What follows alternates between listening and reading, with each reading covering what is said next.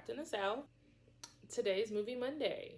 And today's movie is, insert the non-existent drum roll please, Chocolate City Vegas Strip. I know, it's not my normal time period of movies that I've been watching, but I decided to try something new, and I tried something new. That's all I can tell you. So let me go over all the cool stats. Of course, I had them pull up on my phone. Okay, here they are. They did not erase. So this movie was a Netflix movie. It was a Netflix original. It premiered in 2017. It was directed by Jean-Claude Lemire. It was also written by Jean-Claude Lemire.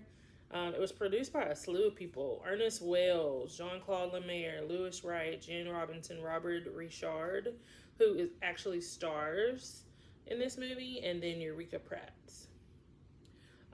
So it stars Michael J. White, Robert Richard, and I know a lot of people probably know who he is. He was on a bunch of TV shows like in the 90s, early 2000s. He has had a very long acting career. Michael Blower, Genuine, Mekhi Phifer, Darren Hinton.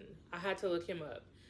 If you were into boy bands in the early 2000s, you know him. I believe he was a choreographer, and I believe he worked with NSYNC. I think him and Wade Robinson were kind of like battling each other of like the star choreographers. Also, you should throw in Fatima too.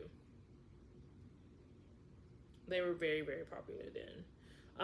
Mel B, Vivica A. Fox, and there's some more. There's a lot of random guest appearances. I love to hear budgets and see what the movie made, but that wasn't released for this movie for some reason. And it was 89 minutes. So I watched this movie on Stars, maybe, or Amazon Prime. I actually paid for it. It was $3.99. I rented it. Only because, so when Magic Mike was huge and, Chocolate City came out maybe a few years later, I watched that first one, so I kind of wanted to watch the second one. There's also a third one. I got through approximately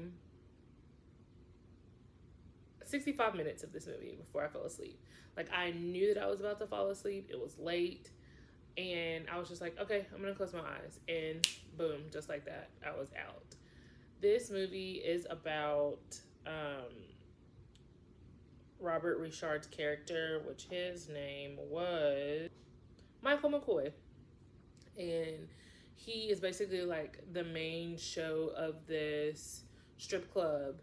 And he's in school. I think he's trying to graduate. And Michael J. White's character, he is the club owner.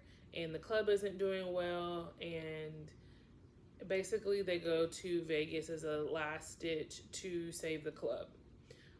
Vegas had a stripping competition going on where you could win $500,000, and everybody thought that they were the best of the best. And of course, in that, somebody had to sabotage them or try to sabotage them. They have to bring up the whole struggle story of how they had to get there. Genuine apparently used to dance with them. He moved to Vegas to work with another troupe, but they found out that he was really going to Vegas and was giving all of their dance moves to this other group because they were going to pay him to be kind of like their front runner in that group. He tried to convince another member to do the same and not dance with them, and heat rises, basically. Vivica A. Fox plays Robert Richard's mother, Catherine McCoy.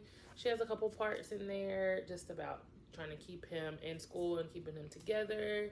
There was one part of the movie that was hilarious. So there's a pastor that's in this movie that Catherine McCoy goes to church under, and his son, the pastor caught his son in the room like dancing very provocatively to some music, and he opened the door and was just stunned. He didn't know what to say. he was just like, son, what are you doing? He was like, oh, getting ready for Bible study. And then later it comes out that he doesn't want to be a pastor. He doesn't want to follow in the footsteps of his father. He wants to be a male entertainer at Chocolate City. And so that has its own little narrative. There's a funny grandmother or a funny church member that goes all the way from Atlanta to Vegas to watch this show. Robert Richard's character has a girlfriend who shows up at the show. I mean, there's several little pieces that kind of tie this movie together.